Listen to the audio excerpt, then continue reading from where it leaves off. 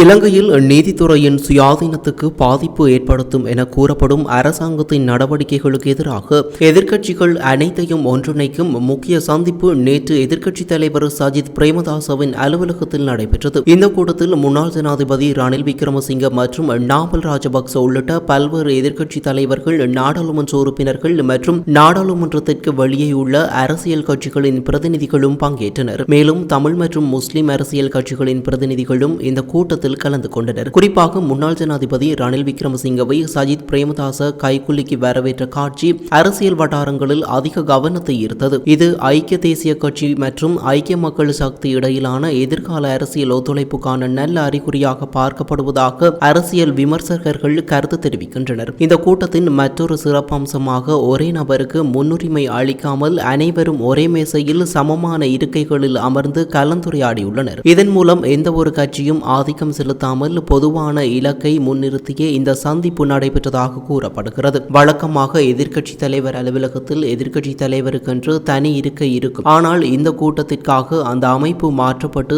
அனைவருக்கும் சமமான இருக்கைகள் வழங்கப்பட்டிருந்தன. இதன் மூலம் இது ஒரே நபரின் கூட்டமாக அல்லாமல் அனைவரும் சமமாக கலந்து கொண்ட ஆலோசனை கூட்டமாக அமைந்தது. அது மட்டுமல்லாமல் இந்த அரசியல் சந்திப்பின் உண்மையான முக்கியத்துவம் தற்போதைய அரசாங்கத்தின் செயல்பாடுகளுக்கு எதிராக அனைத்து எதிர்க்கட்சி தரப்பினரும் ஒரே மேடையில் ஒன்று கூடியது. குறிப்பாக நீதித்துறையின் சுயாதீனத்துக்கு பாதிப்பை ஏற்படுத்தும் நடவடிக்கைகள், நீதிபதிகளின் ஓய்வு வயதை நீட்டிக்கும் அரசாங்கத்தின் முயற்சி போன்ற விடயங்களுக்கே இந்த கூட்டம் மையமாக இருந்தது. இது ஒரு பிரச்சனை மட்டுமல்ல, எதிர்காலத்தில் எழக்கூடிய பல்வேறு அரசியல் சட்ட மற்றும் ஜனநாயக சவால்களுக்கு எதிராகவும் எதிர்க்கட்சிகள் ஒன்றிணையக்கூடிய ஒரு வலுவான அடித்தளமாக இது அமையக்கூடும் என எதிர்பார்க்கப்படுகிறது. தற்போது சமூக ஊடகங்களில் இந்த சந்திப்பின் புகைப்படங்களும் காணொலிகளும் பரவலாக பகிரப்பட்டு வருகின்றன. அதில் சில தரப்பினரிடையே பதற்றம் ஏற்பட்டிருப்பதையும் பார்க்க முடிகிறது. அதே நேரத்தில் அனுர அரசாங்கம் நீதித்துறையின் சுயாதீனத்தில் தலையிட முயற்சித்ததே எதிர்க்கட்சிகளை ஒரே முறையில் ஒன்று சேர வைத்துள்ளது என்ற கருத்தும் பரவலாக பேசப்பட்டு வருகின்றது. இதன் பொருள் உடனடியாக அரசாங்கத்தை கவிழ்ப்பதோ அல்லது போராட்டத்தின் மூலம் ஆட்சியை அகற்றுவதோ அல்ல. மாறாக அடுத்த தேர்தலில் அரசாங்கத்தை தோற்கடிக்கும் வகையில் மக்களின் கருத்தை ஒருங்கிணைக்கும் ஒரு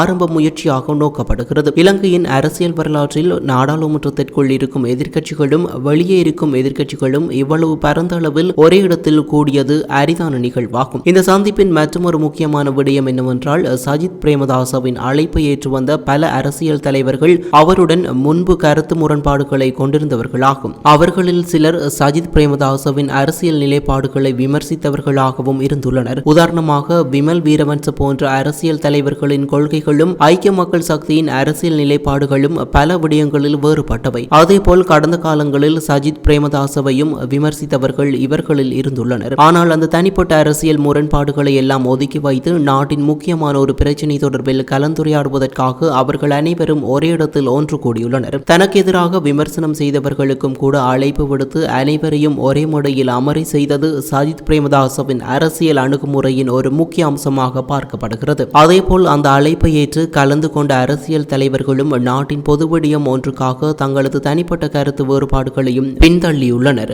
அரசாங்கம் மக்களுக்கு வழங்கிய வாக்குறுதிகள், அதன் பின்னர் மேற்கொள்ளப்பட்ட நடவடிக்கைகள், ஜனநாயக நிறுவனங்களின் சுயாதீனம் ஊடாக சுதந்திரம் உள்ளிட்ட பல விடயங்களில் எதிர்க்கட்சிகள் தங்களது எதிர்ப்பை பதிவு செய்து வருகின்றன. அதிகாரம் கிடைத்த பின்னர் சிலர் அதிகாரத்தை தவறாக பயன்படுத்துகின்றனர் என்ற குற்றச்சாட்டுகளும் முன்வைக்கப்படுகின்றன. மேலும் நீதித்துறையின் சுயாதீனம் ஊடாக சுதந்திரம் மற்றும் மக்களின் உரிமைகள் பாதுகாக்கப்பட வேண்டும் என்பதே எதிர்க்கட்சிகளின் நிலைப்பாடாக தெரிவிக்கப்பட்டுள்ளது. இந்த காரணங்களுக்காகவே அரசியல் வேறுபாடுகளை மறந்து அனைத்து எதிர்க்கட்சிகளும் இந்த சந்திப்பில் கலந்து கொண்டதாக கூறப்படுகிறது. இந்த ஒன்று கூடலின் மூலம் எதிர்க்கட்சிகள் ஒரு முக்கியமான செய்தியை வெளிப்படுத்தியுள்ளன. அதாவது ஒவ்வொரு கட்சிக்கும் தனித்தனி அரசியல் கொள்கைகள் மற்றும் இலக்குகள் இருந்தாலும் நாட்டின் ஜனநாயக அமைப்புகளுக்கு சவால் ஏற்படும் சந்தர்ப்பங்களில் ஒன்றிணைந்து செயல்பட முடியும் என்பதையே அவர்கள் செய்து காட்டியுள்ளனர். இது எதிர்கால அரசியல் சூழலில் முக்கியமான மாற்றத்தை ஏற்படுத்தக்கூடிய ஒரு நிகழ்வாக பார்க்கப்படுகிறது. எதிர்க்கட்சிகள் தனித்தனியாக தங்களது அரசியல் நடவடிக்கைகளை தொடரலாம். ஒவ்வொரு கட்சிக்கும் அதன் சொந்த அடையாளமும் கொள்கைகளும் இருக்கலாம். ஆனால் நாட்டின் முக்கியமான பிரச்சனைகளில் ஒருமித்த நிலைப்பாட்டை எடுப்பது அவசியமாகும். இதனால் ஒருபுறம் தனித்தனி கட்சிகளாக அரசியல் நடவடிக்கைகளை முன்னெடுக்கும் நிலையில் மறுபுறம் நாட்டின் முக்கியமான பிரச்சனைகளில் ஒன்றிணைந்து அரசாங்கத்திற்கு அழுத்தம் கொடுக்கக்கூடிய சூழல் உருவாகியுள்ளது. இது எதிர்கால தேர்தல் அரசியலிலும் தாக்கத்தை ஏற்படுத்தக்கூடும். எதிர்க்கட்சிகள் இவ்வாறு ஒன்றிணைவது அரசாங்கத்திற்கு ஒரு புதிய அரசியல் சவாலாக மாறியுள்ளது. மேலும் சட்டத்துறையுடன் தொடர்பு தொடர்புடைய பல்வேறு அமைப்புகளும் அரசாங்கத்தின் சில தீர்மானங்கள் தொடர்பில் எதிர்ப்புகளை வெளியிட்டு வருகின்றன. சட்டத்தரணிகள் அமைப்புகள் மற்றும் சர்வதேச சட்ட அமைப்புகளும்